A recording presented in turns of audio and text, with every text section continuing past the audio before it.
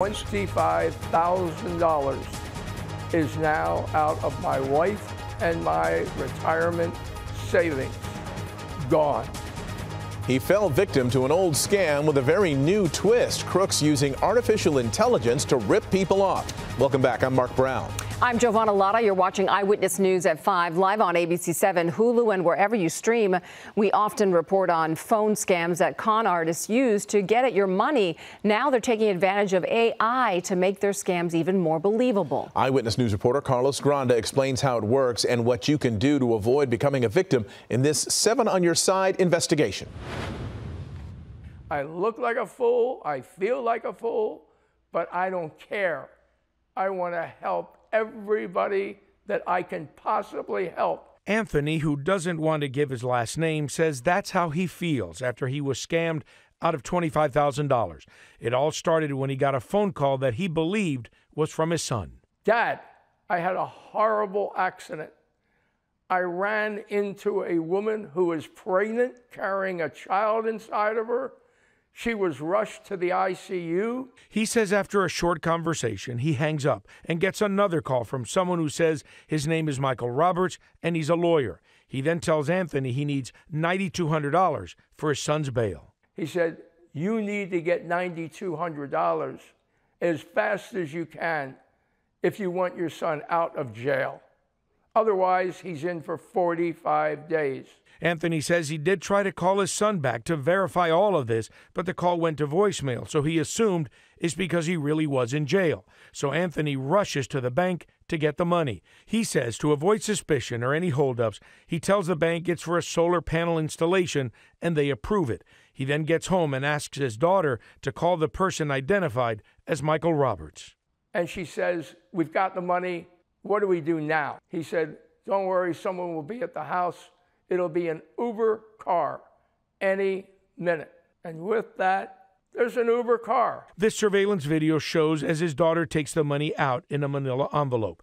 They check the license plate and the driver to make sure it is a legitimate Uber driver. She hands over the money and the driver leaves.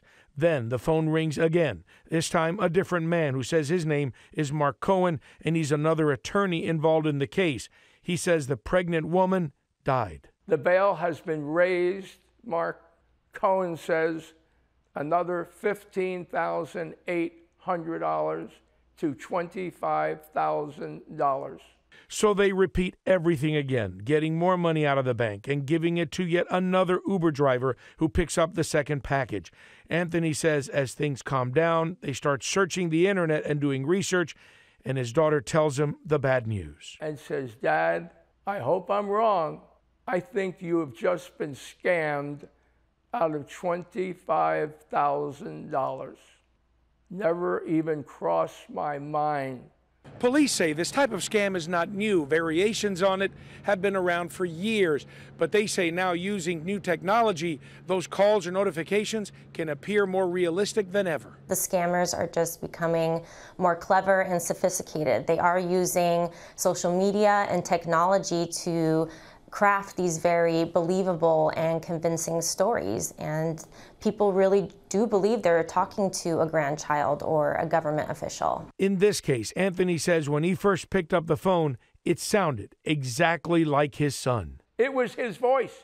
It was absolutely his voice, Carlos. There was no doubt about it. Police say that is a new twist. Artificial intelligence, AI, can be used to impersonate someone's voice, and it sounds just like the real thing. They call, and I know when you answer and it's a scammer, there's silence, and they want you to say hello or anybody there. All they need is 3 seconds of your voice to input it into AI and clone it. And thieves can also use your social media accounts to get information about you. They'll go through your video posts, and if you or a loved one are speaking, they can grab your voice that way. Detectives say they can't give out too much information about this case since it is an ongoing investigation.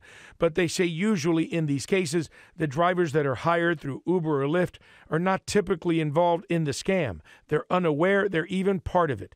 In this case, Anthony says the callers kept making it sound that there was a sense of urgency. They tried to keep him off balance. They moved me so fast. I never had a chance to do a second call unless I were to say to them, hold it, I'm stopping this whole thing for a minute.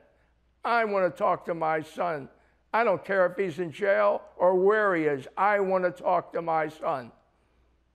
You don't think that way. You don't. Police say never send money to someone you don't know, even if they claim they're a government agency or financial institution. Those places will never call you and ask you to send money immediately. But most recently, they've been asking victims to deposit money into crypto ATM machines or transfer money into crypto accounts. So if you receive a call and they're requesting you to do any of those things, that is an immediate red flag and is probably a scam. Anthony says he feels embarrassed, but he hopes by telling his story, he can help others. That's my message to everyone watching, to protect themselves and their own family. And that's why I'm doing this.